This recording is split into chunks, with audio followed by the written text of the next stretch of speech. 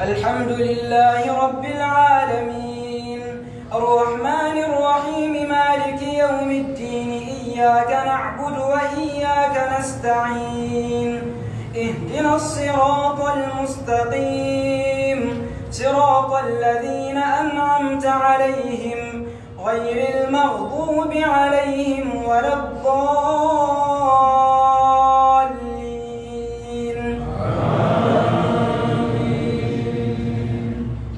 يوم تجد كل نفس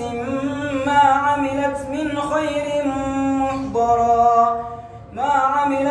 خير محضرا وما عملت من سوء تود لو أن بينها وبينه أمدا بعيدا ويحذركم الله نفسه والله رؤوف بالعباد قل إن كنتم تحبون الله فاتبعوني يحببكم الله ويغفر لكم ذنوبكم والله غفور رحيم قل أطيعوا الله والرسول فإن تولوا فإن الله لا يحب الكافرين إن الله اصطفى آدم ونوحا وآل إبراهيم وآل عمران على العالمين ذرية بعضها من بعض والله سميع عليم إذ قالت امرأة عمران رب إني نذرت لك ما في بطني محررا فتقبل مني إنك أنت السميع العليم فلما وضعتها قالت رب إني وضعتها أنثى والله أعلم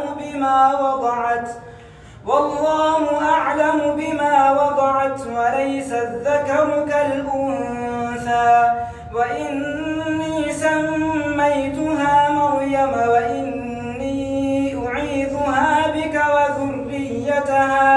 وذريتها من الشيطان الرجيم فتقبلها ربها بقبول حسن وأنبتها نباتا حسنا وكفلها زكريا كلما دخل عليها زكريا المحراب وجد عندها رزقا قال يا مريم أنى لك هذا قالت هو من عند الله إن الله يرزق من يشاء بغير حساب هنالك دعا زكريا ربه قال رب هب لي من لدنك ذرية طيبة إنك سميع الدعاء فنادته الملائكة وهو قائم يصلي في المحراب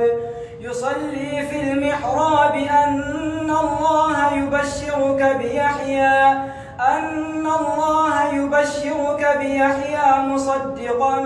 بكلمة من الله وسيدا وحصورا ونبيا من الصالحين قال رب أنى يكون لي غلام وقد بلغني الكبر وامرأتي عاقر قال كذلك الله يفعل ما يشاء قال رب اجعل لي آية قال آيتك ألا تكلم الناس 3 أيام إلا رمزا واذكر ربك كثيرا وسبح بالعشي والإبكار وإذ قالت الملائكة يا مريم إن الله اصطفاك وطهرك واصطفاك على نساء العالمين